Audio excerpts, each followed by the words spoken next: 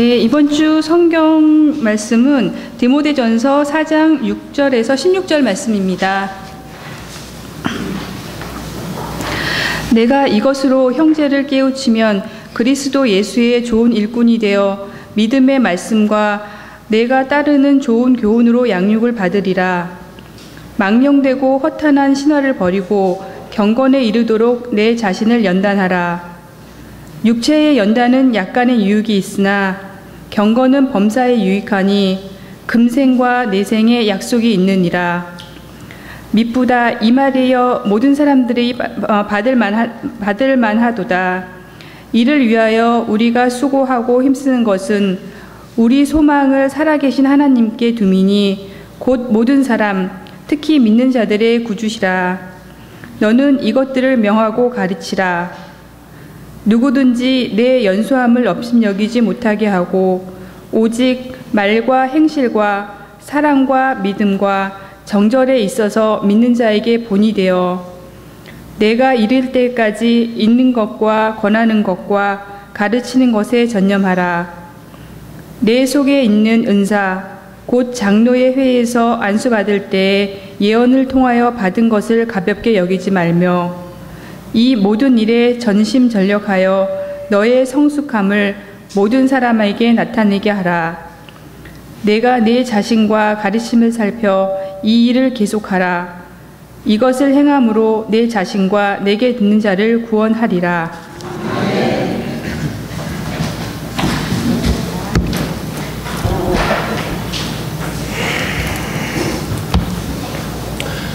17세기 말부터 18세기 초까지 독일에서 경건주의 운동이 일어났습니다. 이제 하나의 운동이 일어나는 데는 이유가 있죠. 우리나라도 이렇게 4.19 혁명이라든지 5.18 광주 민주화 운동이라든지 60 민주화 항쟁 같은 그런 것들이 일어나는 데는 다 이유가 있죠. 그러니까 이 독일에서도 이 17세기 말부터 18세기 초에 경건주의 운동이 일어난 이유가 있습니다. 첫 번째 이유는 교회의 타락입니다. 자, 독일에서 종교 개혁이 일어났잖아요. 루터의 종교 개혁이 있은 후에 그로부터 약 30년 후에 1618년부터 48년까지 약 30년 동안 이 카톨릭을 따르는 사람들과 그러니까 카톨릭을 신봉하는 사람들과 이제 우리 개신교다. 이제 개신교를 따라야 한다면서 이 개신교를 따르는 사들 사이에서 전쟁이 벌어졌습니다. 그걸 30년 전쟁이라고 하거든요. 근데 이 전쟁 30년 동안 치고받고 싸우면서 이 독일 인구의 4분의 1이 죽었어요. 그러면서 이제 독일이 폐허가 되었습니다. 그리고 전쟁이 끝난 후에 독일이 약 300개의 자치구로 이렇게 분열되어 버립니다. 그리고 이렇게 각 지역을 다스리는 영주가 있는 거죠. 그래서 그 영주가 이 각 지역을 자기가 통치하는 그 지역을 다스리면서 이 절대 권력을 행사했습니다. 어느 정도였느냐? 예를 들어서 우리가 광진구 살고 사는 도가 있잖아요. 구가 있잖아요. 그러면 광진구청장이 나는 카톨릭을 믿겠다. 그러면은 광진구민 모두가 카톨릭을 믿어야 됩니다. 그는 종교 선택의 자유가 주민들에게 없어요. 그러니까 영주가 믿는 종교를 믿어야 합니다. 자, 그러면은 자기는 카톨릭이 아니라 개신교를 믿고 싶은데 억지로 카톨릭을 믿다 보니까 이 신앙생활이 의미가 없는 거죠.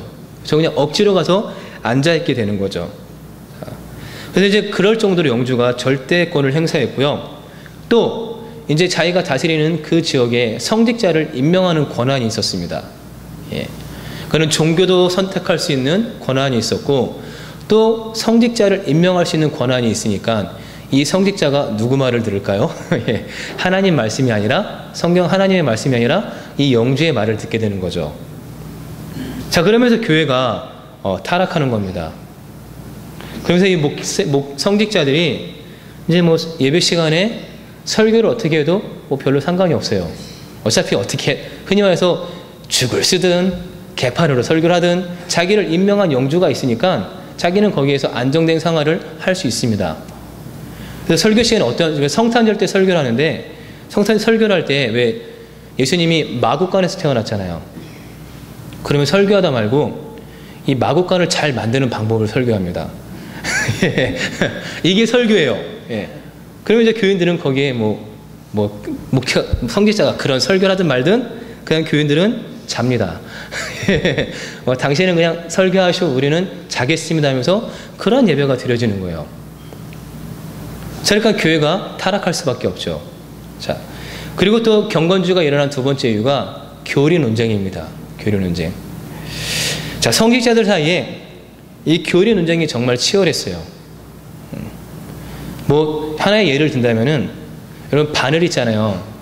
자, 바늘 끝에 천사가 몇 명이나 올라갈 수 있을까요?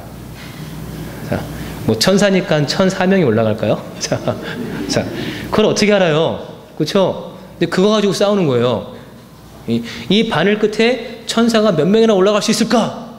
그 문제 가지고 성직자들이 치고받고 싸우는 겁니다. 근데 그게 제법 논리가 있어요. 제법 논리가 있게 성경 말씀을 근거로 해서 막 싸우는 거예요. 자, 그러니 이 성직자들이 그런 거 가지고 싸우니까 이 성도들이 어떠한 삶을 살아가는지 얘는 관심이 없습니다. 그리고 또 설교할 때에도, 예배를 인도할 때에도 자기가 라틴어를 가지고 설교를 해요. 근데 독일 사람들한테 라틴어로 설교하면 그 사람들이 알아듣겠습니까? 모르죠. 그러니까 제가 예를 들어서 유학을 갔다 왔습니다. 미국을 한 10년 유학을 갔다 와서 영어를 잘해요. 한국에 와서 영어로 설교합니다. 그럼 교인들이 알아듣겠어요? 못 알아듣죠. 그러니까 자기의 지식을 자랑하는 거죠. 나 라틴어를 자유자재로 구사할 수 있는 사람이다. 나 라틴어로 된 성경을 읽을 줄 아는 사람이고 라틴어로 설교할 수 있는 사람이다 하면서 자기의 지식을 자랑합니다. 그러니까 이 성직자들의 가르침에 지적 고백이나 신학적인 깊이는 있을지 모르겠지만 현실성이 없어요. 그리고 역사의식도 없고 이 성도들의 삶 속에 깊숙이 개입하는 그런 메시지가 없습니다. 자, 그러니까 성도들은 교회 올 때 그냥 예배에 참석하면서 출석부에 도장 찍고 가는 거죠. 예. 그러한 시대였습니다. 또 이 경건주의 운동이 일어난 세 번째 이유는 이 오랜 시간 전쟁이 계속되면서 독일이 그냥 황폐화되었잖아요. 그러면서 이 물질적 피해와 영적 황폐화가 있었어요. 근데 교회가 이 국민에게 위로나 구제의 손길을 내밀지 않습니다. 그러니까 성직자랑 이 영주랑 짬짬이 해가면서 자기들의 배를 불려나갑니다. 자, 이러한 분위기에 대항해서 우리 이러한 신앙을 우리 한번 실생활에 한번 적용시켜보자. 이런 교리적인 신앙생활에서 벗어나서 우리의 실생활에 한번 말씀을 적용하면서 우리 정말 역동적인 신앙생활을 하자 하면서 발생된 게 경건주의 운동입니다. 그래서 이 경건주의 운동은 몇 가지 특징이 있는데요. 첫 번째 특징은 체험주의예요. 체험주의. 그리고 신자들로 하여금 이 엄격한 형식과 교리로부터 벗어나서 이 생동감 있는 이 크리스찬의 경험을 되찾자라는 것이 경건주의의 특징입니다. 자, 그리고 두 번째는 성서주의입니다. 그래서 이 경건주의는 성경에 절대적인 권위를 부여합니다. 그래서 모든 기독교인은 성경을 연구하고 성경을 공부해야 한다. 그것이 경건주의자들의 확고한 신념이었습니다. 그래서 모임을 통해서 성경을 진지하게 공부하는 데 힘썼습니다. 그리고 세 번째는 종교적 개인주의입니다.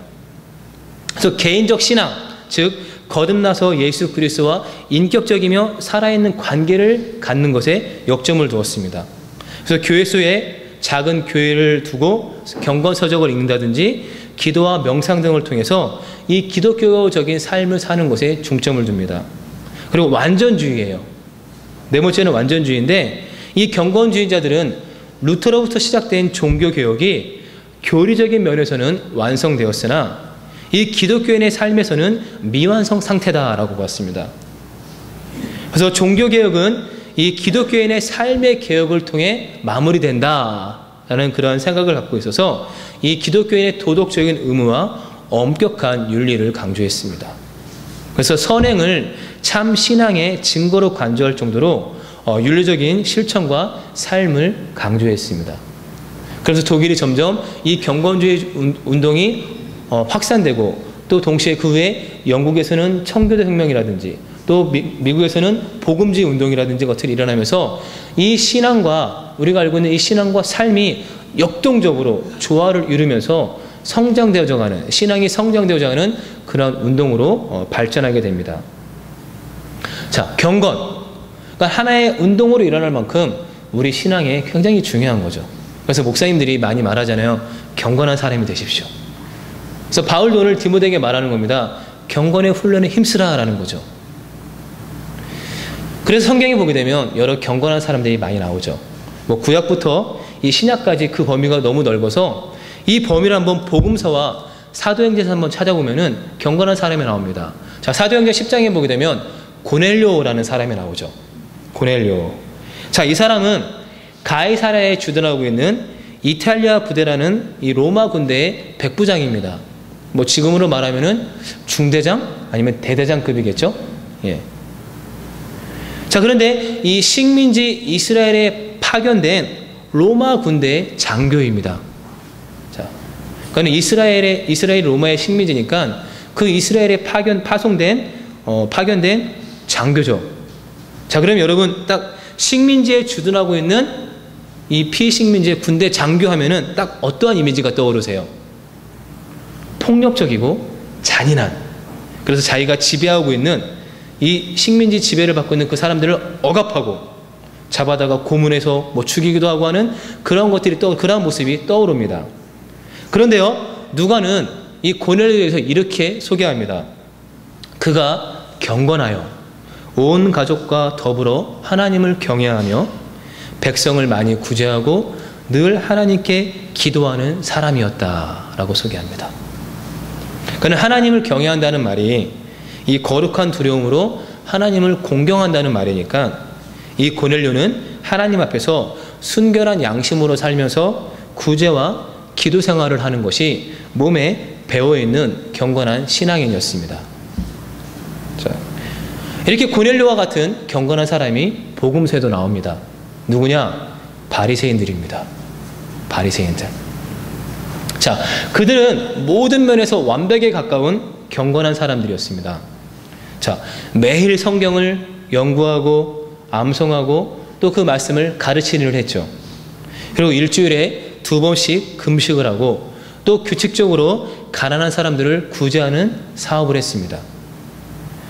그리고 밭에서 자기들이 채소를 이렇게 키워서 채소를 거두면은 그 채소의 10분의 1까지 정확하게 계산해서 11조를 드릴 정도로 정말 철저하게 헌금 생활을 하는 사람들이었습니다. 자, 그런데 예수님은 그들에 대해서 평가할 때 이렇게 평가하십니다. 이 위선자들아, 이 독사의 자식들아 하면서 그들을 심하게 책망하십니다. 자, 보세요. 한 사람은 똑같이 경건한 사람이잖아요. 똑같이 경건한 사람이라고 인정을 받는데 한 사람은 정말 저 사람이야말로 경건한 사람이고 우리가 본받을 만한 사람이다 라고 인정을 받고, 한 부류의 사람은 위선자다, 독사의 자식들이다 라는 책망을 받습니다. 자, 그 이유가 뭘까요? 예, 경건은요, 겉으로 드러나는 모습이 경건이 아니에요. 그러니까 겉으로 드러나는 모습은 경건의 모습이지, 경건의 핵심은 하나님을 경외하는 마음입니다. 예, 하나님을 경외하는 마음. 그래서 오늘 본문에서 바울이 디모데에게 말하는 겁니다. 자, 허탄하고 망령된 신화를 따르지 말고 하나님을 경외하는 경건의 훈련을 하라라는 거죠.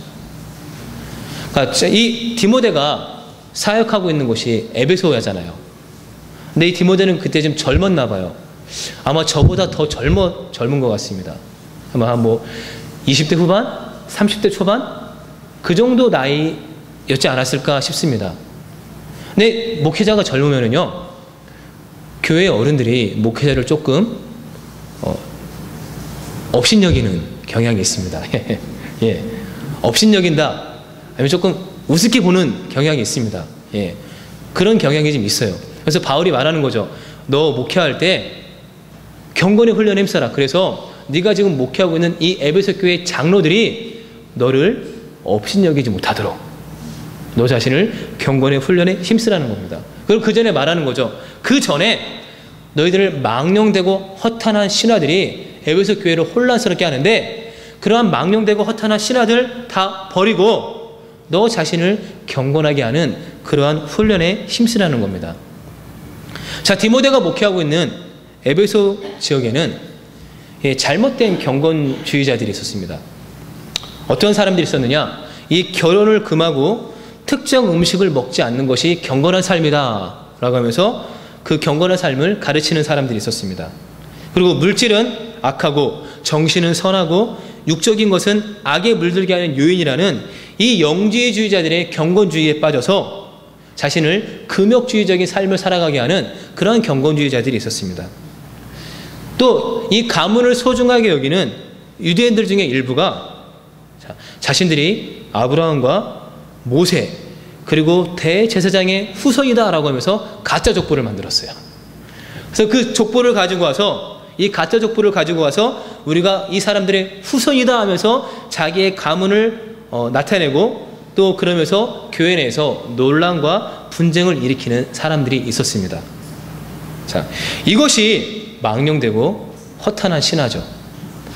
그러니까 바울은 그러한 모든 망령되고 허탄한 신화를 버리고 자, 아무런 도움이 되지 않는 삶에 아무런 도움이 되지 않는 그러한 잘못된 경건의 훈련은 아예 버리고 너 자신이 정말 진심으로 경건에 이르도록 자신을 연단하라고 합니다.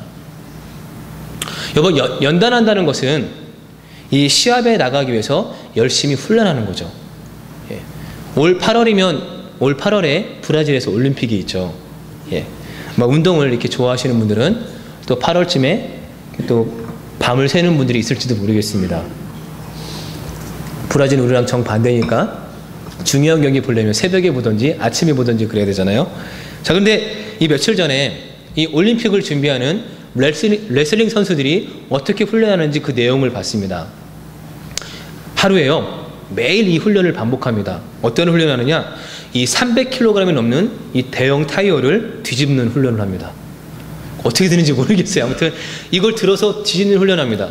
이게 끝이 아니에요. 그러고 난 이후에 조금 쉬었다가 이 50kg에 나가는 통나무를 들어서 막 알아서 뒤집고 막 그런 훈련을 합니다. 그리고 조금 쉬었다가 1분간 왜 우리 줄다리기 할 때 쓰는 줄 있죠? 그 로프를 막 흔드는 훈련을 해요. 그거 한번 하면은 정말 힘이 다 빠지거든요.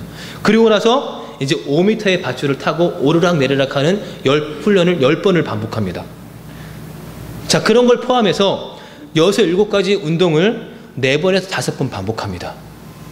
그리고요, 한 선수라도 그 기준을 통과하지 못하면 휴식 없이 한 번 더 훈련을 한다고 합니다. 그럼 얼마나 힘들게 훈련하는지 아시겠죠? 자, 근데 이렇게 훈련하는 이유가 뭐냐?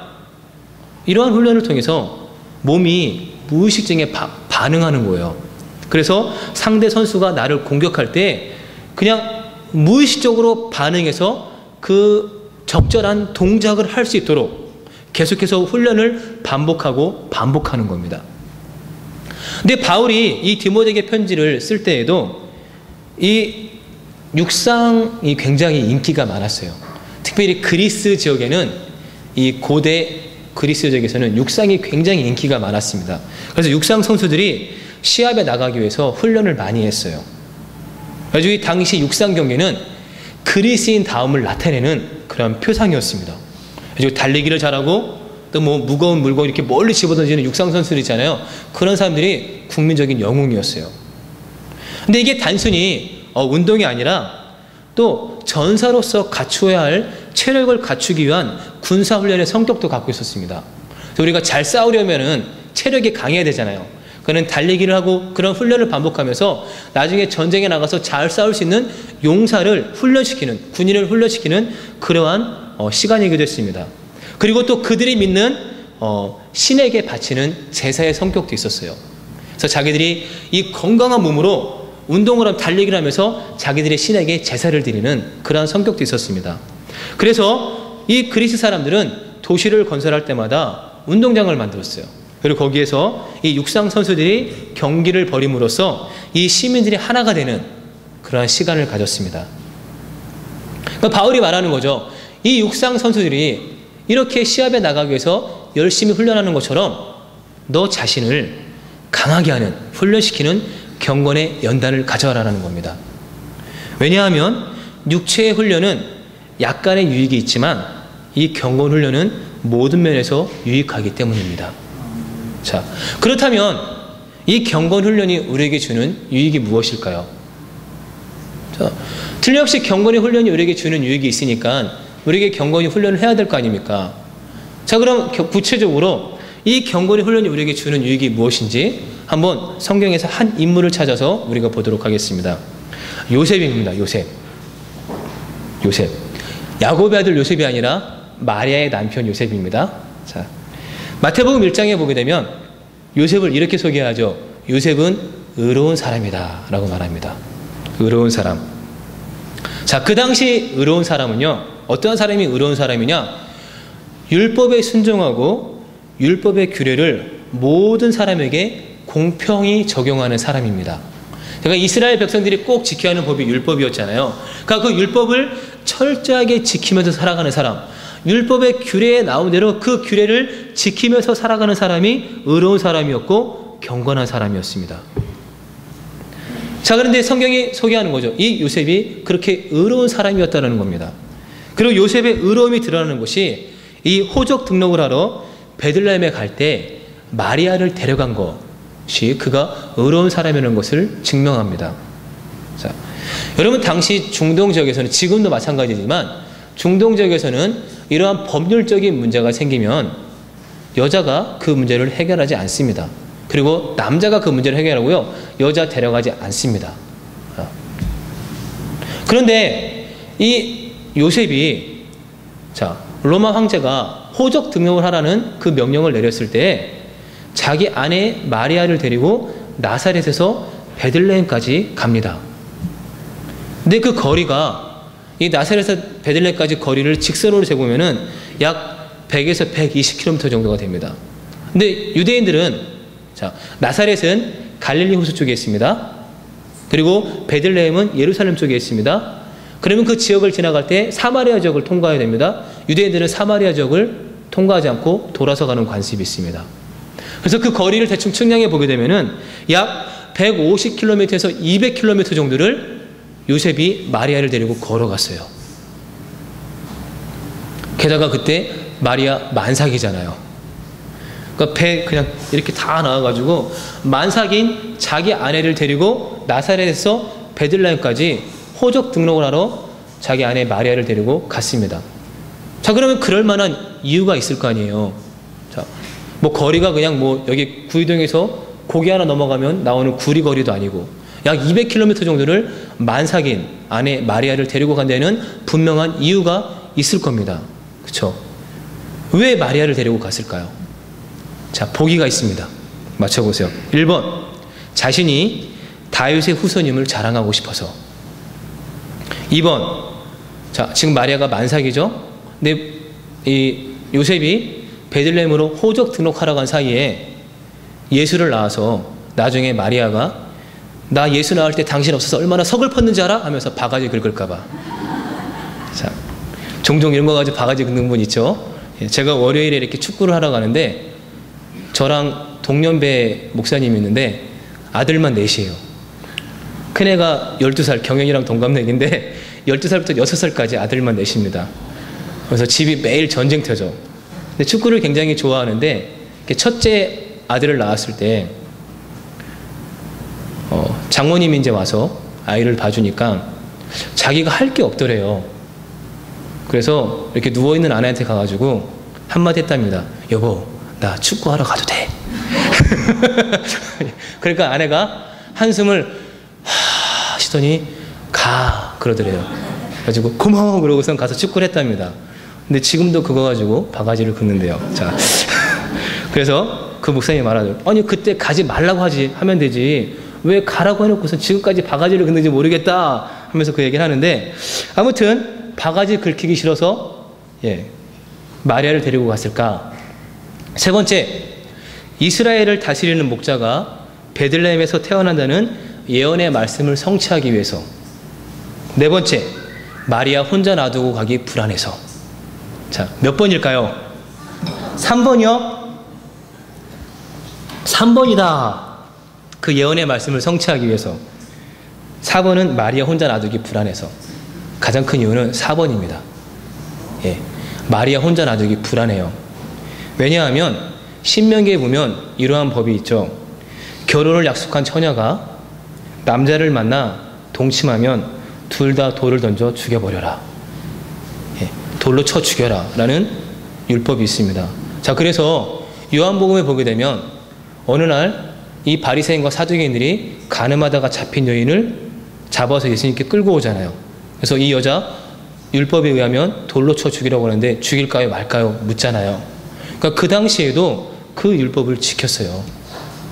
그래서 간음하다가 잡힌 여자, 아니면은 결혼을 약속한 처녀가 다른 남자와 잠자를 해서 아이를 갖게 되는데 그것이 밝혀지면 둘 다 끌어다가 죽였습니다. 자, 그런데 그 법을 지키는 게 그때에는 의로운 거였어요. 자, 지금도 중동 지역에서는 그런 법을 지키죠.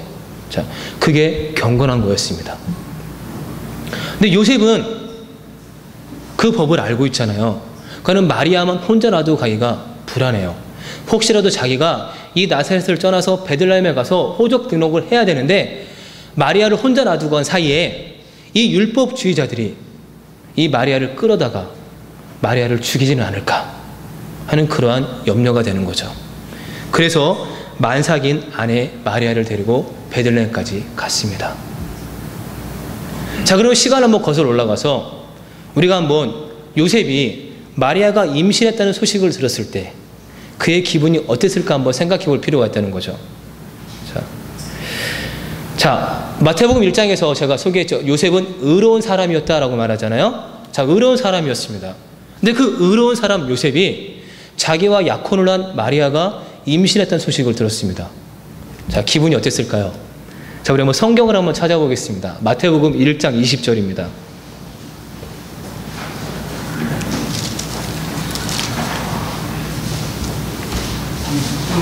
마태복음 1장 20절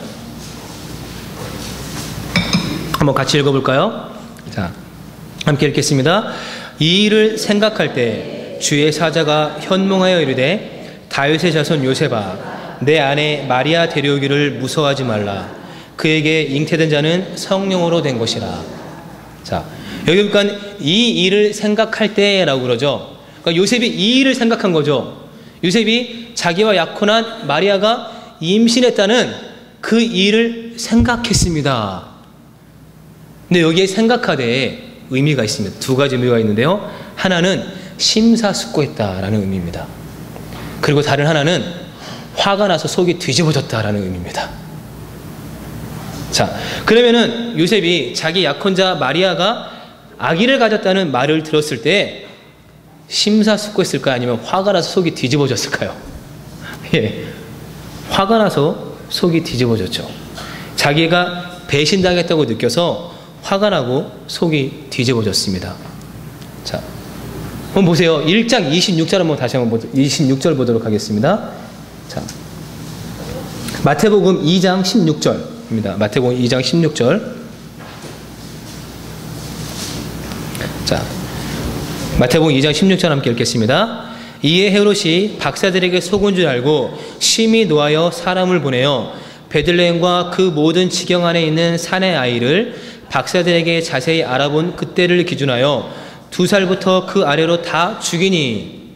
자, 여기 보니까 헤롯이 박사들에게 속은 줄 알고 심히 노했다라고 하잖아요. 그러니까 1장 20절에서 요셉이 이 말을 듣고 생각했다라는 그 말과 헤롯이 심히 노하여라는 말과 같은 어근을 갖고 있습니다. 그러니까 요셉이 마리아가 임신했다는 소식을 들었을 때 헤롯과 같은 마음이었어요. 심히 노했죠. 그래서 고민하는 거죠. 율법대로 마리아를 잡아다가 돌로 쳐 죽일까? 어떻게 하지? 어떻게 하지? 고민하고 있을 때 천사가 찾아와서 말하는 거죠. 마리아 성령으로 잉태된 거다. 그 순간 요셉에게 한 가지 말씀이 딱 떠오릅니다. 그 말씀이 뭐냐? 이사야 42장에 보게 되면 구원을 행하는 그리스도를 묘사하는 노래가 있는데요. 거기 3절에 보면 이런 말씀이 있습니다. 그는 상한 갈대를 꺾지 않으시고 꺼져가는 심지를 끄지 않으시고 신실하게 정의를 이뤄내시는 분이다. 이게 요셉이 이해하고 있는 정의였습니다.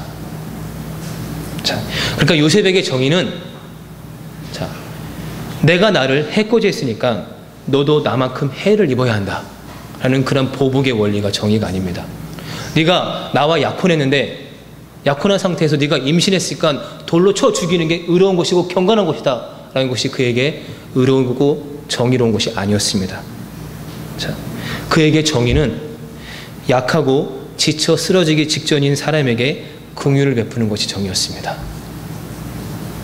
자, 그러니까 마리아를 대할 때 요셉이 그 마음으로 마리아를 대하는 거죠. 이제 정말 약하고 지쳐 쓰러지기 직전인 마리아, 성령으로 잉태했지만 그것을 알아줄 사람들이 없는 그러한 삶을 살아가야 하는 그러한 마리아에게 요셉이 이제 긍휼의 은혜를 베풀게 되는 겁니다. 만약에 요셉에게 이러한 의로운 마음이 없었다면, 이러한 정의로운 마음이 없었다면 우리가 듣는 성탄절 이야기는 존재하지 않을지도 모릅니다. 자, 여러분, 말씀에 비추어 자신을 경건하게 하는 훈련은요, 자기 시대의 문화를 이겨낼 용기를 갖게 하고 자기 분노를 조절하여 은혜로 바꾸어 놓을 수 있는 유익을 줍니다. 그러니까 요셉의 마음속에 분노가 치밀어 올랐을 때 하나님의 말씀, 그 경건의 훈련이 그것을 하나님의 은혜가 되는 그런 통로로 바꿔버린 것처럼 우리들이 자기 분노를 조절하는 경건의 훈련을 할 때에 그 훈련을 통해서 이 분노가 은혜로 바뀌는, 하나님의 은혜가 흘러나오게 하는 그러한 통로가 되게 된다는 겁니다. 그런데 이런 경건은 저절로 되지 않는다는 거죠. 우리 소망을 하나님께 두고 자기를 부인하고 헛된 욕심을 따르는 습관을 제어하는 그러한 시간을 가져야 합니다. 그러한 훈련을 해야 합니다. 그래야지 우리가 경건의 훈련이 주는 유익을 경험할 수 있습니다. 자, 또 경건의 훈련이 주는 유익이 있습니다. 오늘 디모데전서 4장 12절 말씀을 우리가 다시 한번 읽어보도록 하겠습니다. 여기 나오겠죠? 디모데전서 4장 12절입니다. 함께 읽습니다. 누구든지 내 연소함을 업신여기지 못하게 하고 오직 말과 행실과 사랑과 믿음과 정절에 있어서 믿는 자에게 본이 되어. 경건의 훈련이 주는 유익이 있습니다. 경건의 훈련을 우리가 계속 반복하게 되잖아요. 그러면 말과 행실과 사랑과 믿음과 정절에 있어서 믿는 사람들에게 본이 되는 사람이 되게 합니다. 이게 경건의 훈련이 주는 유익입니다. 그래서 그가 하는 말을 듣고 또 그가 사람을 대하는 모습을 보면 예수님이 떠오르는 사람이 됩니다. 이게 경건의 훈련이 주는 유익입니다. 자, 우리들이 이러한 사람들이 되면 얼마나 좋을까요? 자, 정말 이 시대의 잘못된 문화를 이겨낼 수 있는 용기를 갖고 살아가는 사람들, 자기 분노를 조절하면서 하나님의 은혜를 드러낼 수 있는 사람들, 그리고 말과 행실과 사랑과 믿음과 정절에 있어서 믿는 이들에게 본이 되는 사람, 이것이 경건의 훈련이 우리에게 주는 유익이라는 겁니다.